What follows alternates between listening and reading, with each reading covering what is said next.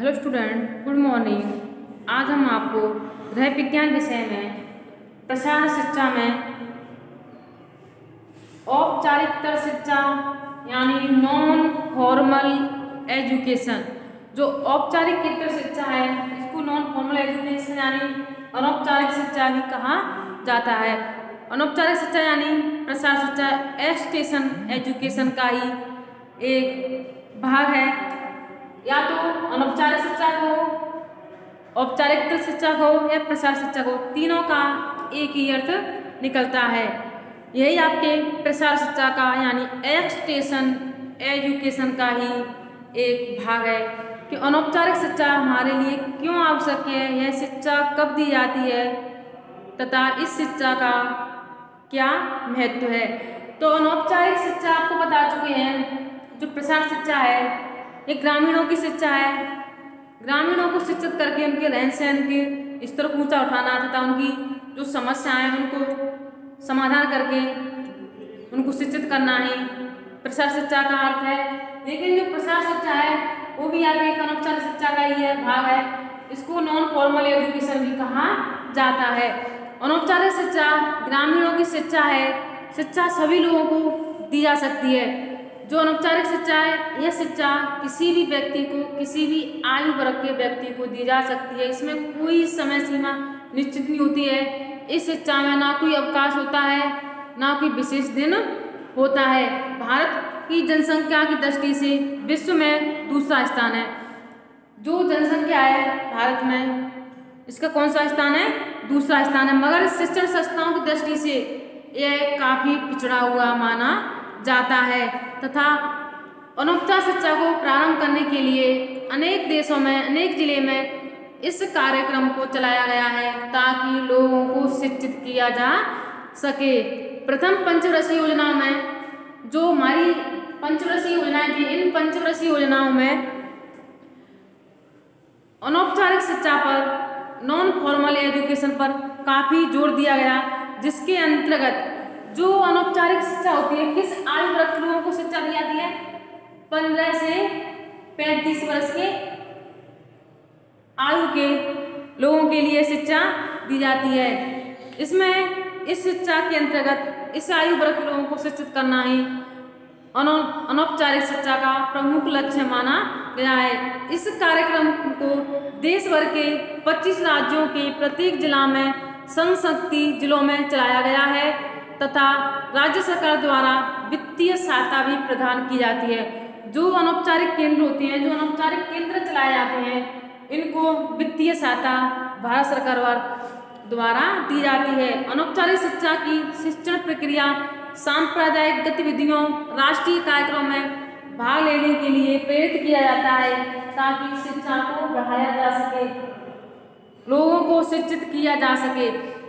अनौपचारिक शिक्षण सुव्यवस्थित एवं इसके योगदान को बढ़ाने के लिए कई प्रकार के शिक्षण संस्थाओं को बढ़ावा दिया गया है तथा 5वीं पंचवर्षीय योजना में शैक्षणिक नीतियां बनाते समय औपचारिक तथा अनौपचारिक शिक्षा को एक दूसरे से जोड़ने के लिए औपचारिक शिक्षा, अनौपचारिक शिक्षा दोनों शिक्षा का एकीकरण किया गया है, दोनों को मिलाया गया है। इस समय जो शिक्षा दी जा रही है वो हमारी औपचारिक फॉर्मल एजुकेशन है, जिसमें व्यक्ति को डिग्री दी जाती है, उसको पहचान दिया जाता है, उसको एक सर्टिफिकेट दिया जाता है कि हमारी ये शिक्षा औपचारिक शिक्षा के तहत है। लेकिन जो अनौपचारिक शिक्षा होती है इसमें ना तो कोई डिग्रीधारी होता है, जैसे कि BA, MA, M.Ed है, ये कोई डिग्री नहीं होती है, ना कोई शीतकालीन, ग्रीष्मकालीन अवकाश होते हैं। यह शिक्षा किसी भी समय, किसी भी स्थान पर, कहीं पर भी दी जा सकती है। अनौपचारिक शिक्षा की प्रमुख योजना, जो अनौपचारिक शिक्षा है इसकी प्रमुख योजना का उद्देश्य क्या है? निरक्षरता का उन्मूलन करना, यानी जो निरक्षर लोग हैं उनको शिक्षित करना ही अनौपचारिक शिक्षा का प्रमुख लक्ष्य माना गया है तथा निरक्षरता उन्मूलन करना, इस शिक्षा को बढ़ावा देने के लिए इसमें 6 से 14 आयु वर्ष के बालक जो किन्हीं कारणों से स्कूल नहीं जा पाते हैं, उन बच्चों का भी काफी ध्यान रखा जाता है। तो ये तो आपकी सामान्य जानकारी के बारे में आपको बताया है। अब हम इसके जो मुख्य बिंदु हैं उनके बारे में अध्ययन करेंगे। जो अनौपचारिक शिक्षा है, नॉन फॉर्मल एजुकेशन है, विशाल जन समुदाय को शिक्षित करने के लिए जनसंख्या दिनों दिन बढ़ती जा रही है, तो विशाल जनसंख्या को शिक्षित करने के लिए यह शिक्षा आवश्यक है। यानी जो जनसंख्या है इसमें सभी वर्ग के आयु वर्ग के लोग आते हैं, इनको शिक्षित करना ही अनौपचारिक शिक्षा का प्रमुख उद्देश्य माना गया है। सन 1974-75 में, सन 1974-75 में, यानी जब भारत देश स्वतंत्र हो गया, उस स्वतंत्रता के बाद शिक्षा पर काफी जोर दिया गया था। 1974-75 में अनौपचारिक शिक्षा प्रारंभ करने के लिए, जो अनौपचारिक शिक्षा है इसको प्रारंभ करने के लिए अनेक कार्यक्रम चलाए गए थे। इन कार्यक्रमों के तहत इस अनौपचारिक शिक्षा को बढ़ावा दिया गया था। 5वीं पंचवर्षीय योजना के अंत में जो हमारी जो योजना होती है 5 वर्ष के लिए, जो 5वीं पंचवर्षीय योजनाएं थी, इस योजना के अंत में 6 से 7 अरब लोगों को शिक्षित करना इसका लक्ष्य रखा गया था कि इस पंचवर्षीय योजना तक इतने लोगों को शिक्षित करना ही प्रमुख लक्ष्य माना गया था। तो अब आते हैं, इसको समझने के लिए हम प्रश्नों के माध्यम से समझेंगे। तो औपचारिक शिक्षा किसे दे, यानी जो औपचारिक शिक्षा होती है इस शिक्षा को किसे देना चाहिए?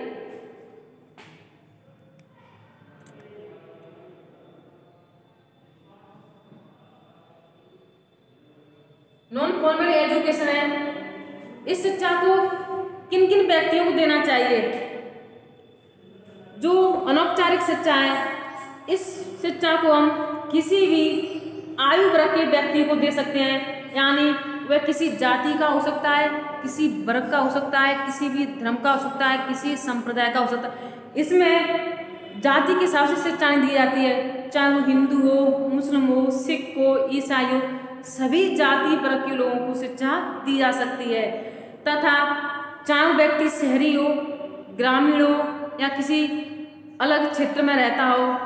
तो कहने का तात्पर्य है कि अनौपचारिक शिक्षा किसे दें, यानी इस शिक्षा को हम किसी भी आयु वर्ग के व्यक्ति को, किसी भी शहरी ग्रामीण व्यक्ति को दे सकते हैं। चाहे व्यक्ति अल्प शिक्षित हो, अशिक्षित हो, चाहे वो स्त्री हो, पुरुष हो, जिन्हें कभी विद्यालय में शिक्षा ग्रहण नहीं की है, अथवा जो पढ़ाई अध्ययन कर रहे हैं, अध्ययन बीच में ही छोड़ दिया गया है, इन व्यक्तियों को हम अनौपचारिक शिक्षा दे सकते हैं। यानी इन व्यक्तियों को हम अनौपचारिक शिक्षा दे सकते हैं। कहने का तात्पर्य है अनौपचारिक शिक्षा सभी लोगों के लिए है जो लोग पढ़ाई शुरू कर सकते हैं, अपने भविष्य में पढ़ाई को जारी रख सकते हैं। तो अब आपको पता है कि अनौपचारिक शिक्षा किस किस को देनी चाहिए।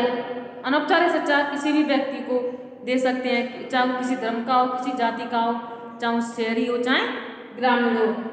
दूसरा क्वेश्चन आता है, पहले किसे शिक्षित करें? जो अनौपचारिक शिक्षा है, नॉन फॉर्मल एजुकेशन है, शिक्षित तो सभी होना चाहते हैं, लेकिन सर्वप्रथम सबसे पहले किसे शिक्षित करना चाहिए?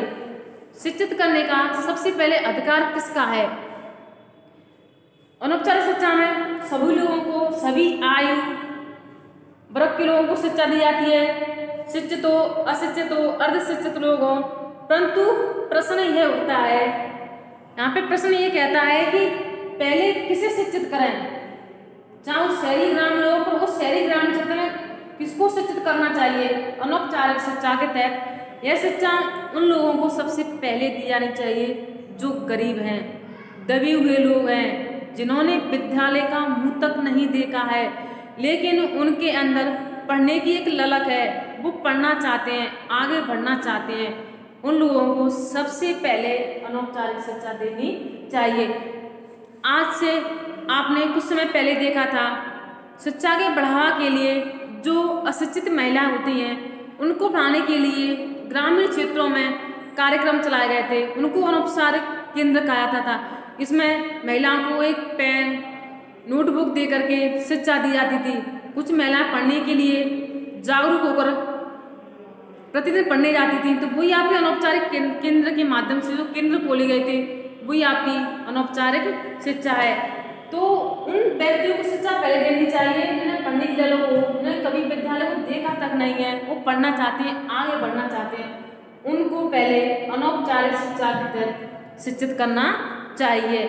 यही उसका प्रमुख दायित्व होता है ताकि जो ग्रामीण क्षेत्र की जनता है उन्हें बढ़ावा दिया जा सके। नेक्स्ट क्वेश्चन आता है, अब हमने पढ़ा था कि औपचारिक शिक्षा किसको दें, पहले किसे शिक्षित करें। तो शिक्षा तो हम दे रहे हैं, सबको शिक्षित कर रहे हैं, लेकिन इस शिक्षा में जो विषय वस्तु होती है, आप कोई भी अध्ययन करते हैं तो उसकी एक निश्चित विषय वस्तु होती है, निश्चित सिलेबस होता है, पाठ्य वस्तु होती है। तो उसका विषय वस्तु क्या होनी चाहिए। शिक्षा हम दे रहे हैं तो उसको किन किन विषय वस्तु के बारे में जानकारी होनी चाहिए। इस शिक्षा की विषय वस्तु क्या है, क्या होनी चाहिए। तो इस शिक्षा की विषय वस्तु होनी चाहिए जिससे ग्रामीण जनता है, अशिक्षित जनता है और जो शिक्षित जनता है उनके प्रति जागरूकता बढ़ सके, वो अपने अधिकारों के बारे में समझ सके। उनको पहले उस विषय वस्तु को अनौपचारिक शिक्षा में रखना चाहिए। तो इसका प्रथम विषय वस्तु है जनसंख्या शिक्षण, यानी हमें जनसंख्या के बारे में पता होना चाहिए कि इस समय जनसंख्या कितनी है, कितनी जनसंख्या को शिक्षित करना है, कितनी जनसंख्या जो अशिक्षित जीवन यापन कर रही है। तो उसका पहला विषय वस्तु होना चाहिए जनसंख्या शिक्षण। पर्यावरण सुरक्षा, यानी जो हमारे आसपास का जो वातावरण है उसको किस तरह से स्वच्छ रखना चाहिए। पर्यावरण को या वातावरण को इन्वायरमेंट, पर्यावरण परि प्लस आवरण, परि प्लस आवरण,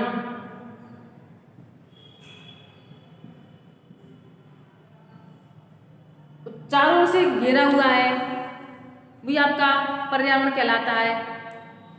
या वायु के आवरण वायुमंडल भी कहा जाता है।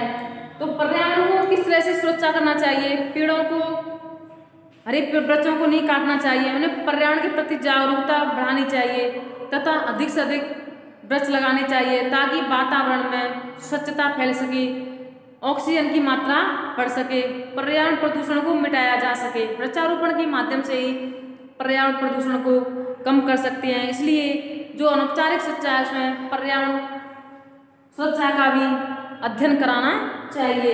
शिशु स्वास्थ्य, जब बच्चा पैदा होता है तो उसे कौन कौन से रोग होते हैं, उन रोगों के उन्मूलन के लिए क्या क्या योजना चलानी चाहिए। तो शिशु स्वास्थ्य के बारे में भी शिक्षा दे देनी चाहिए।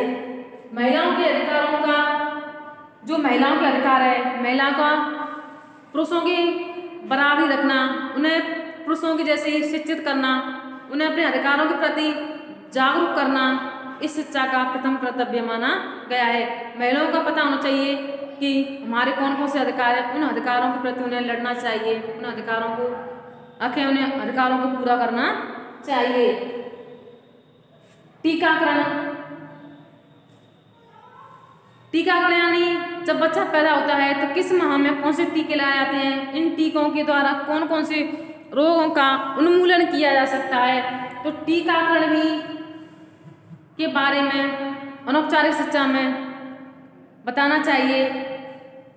जैसे कि डीपीटी का टीका है, बीसीजी का टीका है, टिटनेस का टीका है, इन टीकों को ये जानकारी होनी चाहिए ताकि बच्चों को रोगों से बचाया जा सके। शुद्ध पेयजल की व्यवस्था, कई क्षेत्रों में शुद्ध पेयजल की व्यवस्था नहीं हो पाती है, तो इस शिक्षा में शुद्ध पेयजल के बारे में भी बताना चाहिए। तो कहने का तात्पर्य यह है कि इस शिक्षा में विषय वस्तु क्या क्या होनी चाहिए। इन विषय अनौपचारिक शिक्षा में शिक्षा देते समय एक प्रसार कार्यकर्ता को इन बातों का ध्यान रखना चाहिए ताकि ग्रामीण जनता को आगे बढ़ाया जा सके तथा उन्हें शिक्षित किया जा सके। उन्हें अपने अधिकारों के बारे में पता होना चाहिए कि हमारे कौन कौन से अधिकार हैं। उन्हें रोजगार के बारे में भी जानकारी देनी चाहिए, तो कुटीर उद्योग हैं, उन उद्योगों के बारे में भी जानकारी देनी चाहिए ताकि वो अपना जीवन यापन कर सके, उनकी जो आर्थिक स्थिति है वो भी मजबूत हो सके। तो यही अनौपचारिक शिक्षा का प्रमुख उद्देश्य माना जाता है।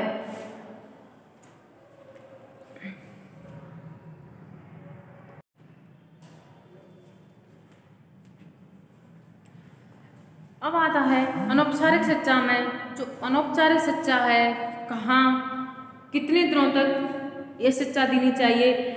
तो अनौपचारिक शिक्षा कहाँ कितने दिनों तक, जो अनौपचारिक शिक्षा है इसको कहीं भी किसी भी स्थान पर कहीं पर भी लोगों को शिक्षित कर सकते हैं तथा इसका कोई समय सीमा निश्चित नहीं है।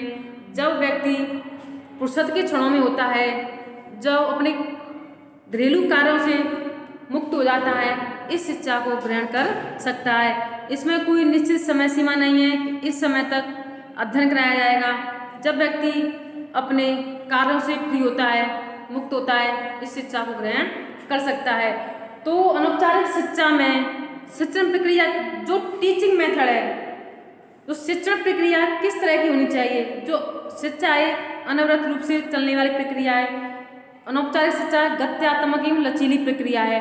तो इसकी जो शिक्षण प्रक्रिया है, टीचिंग मेथड है, इस तरह की होनी चाहिए कि किसी व्यक्ति के ऊपर थोपा नहीं जाना चाहिए, लचीली होनी चाहिए, समझने वाली होनी चाहिए, उसका उद्देश्य एक निश्चित होना चाहिए। इस तरह की शिक्षण प्रक्रिया को अनौपचारिक शिक्षा के अंतर्गत रखना चाहिए।